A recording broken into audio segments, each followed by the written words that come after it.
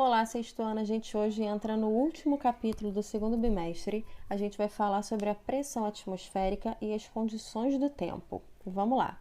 Então vamos lá, quando a gente fala de pressão atmosférica, a gente está falando que o peso do ar é uma força que atua sobre tudo o que se encontra imerso na atmosfera, né?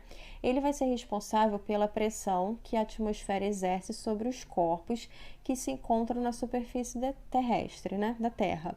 E essa pressão nós chamamos de pressão atmosférica. E a gente tem que saber que o ar, ele faz pressão em todos os sentidos. Então, se vocês olharem no livro de vocês, na página 129, vocês vão ver que tem uma imagem de um desentupidor de pia, né?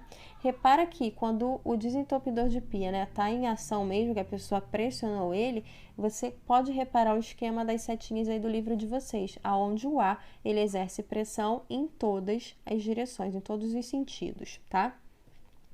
E vamos falar agora um pouquinho sobre o experimento de Torricelli, tá? Então, vamos lá. Essa imagem aqui está mostrando um tubo de vidro, tá? Que está fechado nessa parte daqui, né? Repara que essa parte de cima está fechada, mas essa partezinha de baixo do tubo está aberto, tá? Então, Torricelli pegou um tubo de vidro nessa mesma condição, fechado em uma extremidade, aberto na outra, e ele encheu de mercúrio, tá? Aí ele tampou a abertura com o dedo e aí ele virou esse tubo de boca para baixo e mergulhou no recipiente, aqui ó, vai estar mergulhando no recipiente também com mercúrio. Quando ele tirou o dedo, ele percebeu que uma parte do líquido escoou para o tubo, mas em cima ficou um espaço vazio, aqui ó, ficou um espaço vazio em cima lá no alto da coluna. Esse espaço ele é chamado de vácuo, tá? Por quê? Porque ele é um vazio total, lá não tem nada, não tem nem ar, então ele é um vácuo.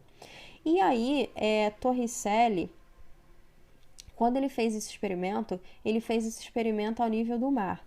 E aí ele mediu a altura da coluna do mercúrio. E ele verificou que o mercúrio, ó, essa altura aqui do mercúrio, era de 76 centímetros, tá? Aí na imagem está 160 milímetros, é a mesma coisa que 76 centímetros, tá?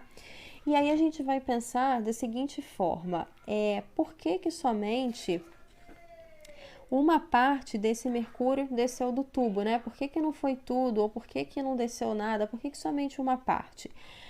Porque o mercúrio que está no tubo, ele está sendo sustentado pela pressão atmosférica, que está atuando na superfície, sobre a superfície do mercúrio colocado lá no recipiente.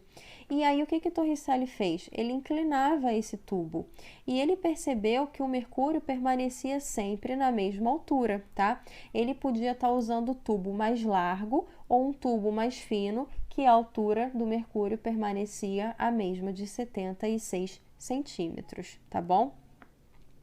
E aí o que aconteceu então? Ele percebeu que na realidade aí foi feito o barômetro, né? Porque o barômetro, ele é um instrumento que mede a pressão atmosférica. E aí Torricelli construiu com esse experimento o primeiro barômetro, ok?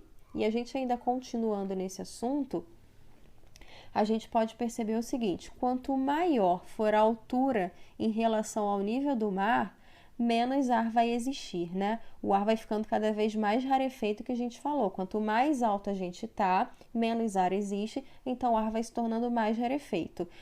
E se eu tenho menos ar, eu também tenho menos pressão. Então a gente vai observar isso daqui, ó. Quando eu estou ao nível do mar, olha aqui comigo, ó.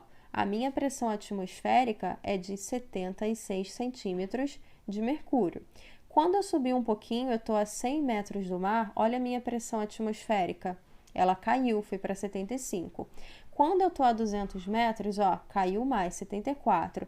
300 metros, ó, 73. E repara aqui, quanto maior é a minha altitude, menor é a minha pressão, ó. O meu número vai caindo, ok?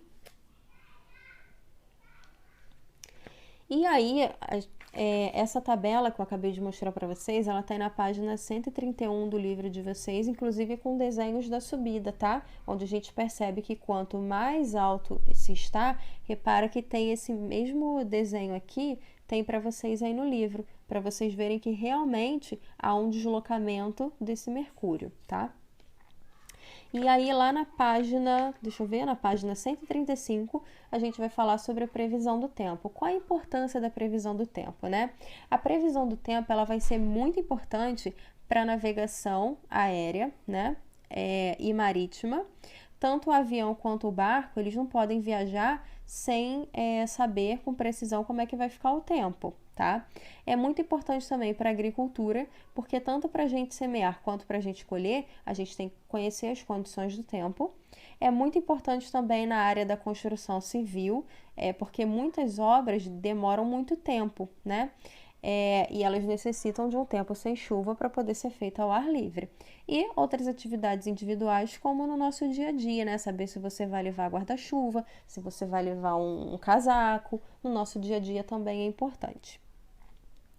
E aí, como que a previsão do tempo ela é feita, né? Normalmente quem vai fazer a previsão do tempo é o meteorologista, né? Ele trabalha em um laboratório de meteorologia e para que ele consiga fazer essas previsões, ele usa muitos instrumentos. Alguns são muito simples e outros bem sofisticados. Eles podem estar utilizando instrumentos bem simples, como é o caso de um barômetro, é o caso de um termômetro, como eles podem estar utilizando satélites que ficam ao redor da Terra, tá?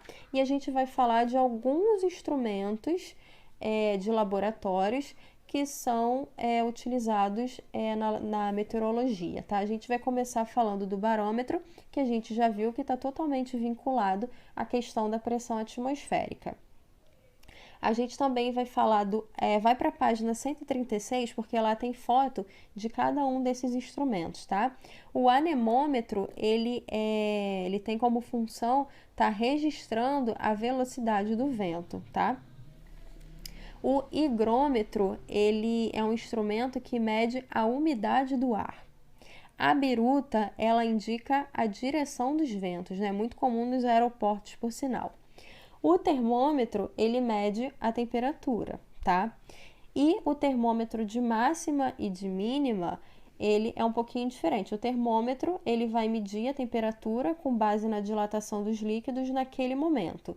Já o termômetro de máxima e de mínima, o nome já diz, ele vai registrar a temperatura máxima durante um período, digamos que a gente esteja durante o período de um dia, né? Ele vai registrar a temperatura máxima daquele dia e a temperatura mínima daquele dia, tá? Então, ele pega esses dois extremos, a temperatura mais alta e a temperatura mais baixa que ocorreu durante o dia ou durante um período. E por último, a gente vai falar do pluviômetro, que é um instrumento que mede a quantidade de chuva que cai em um determinado lugar, tá? Ou uma determinada época também. Aqui a gente fecha o nosso segundo bimestre. Um beijo para todos e até mais.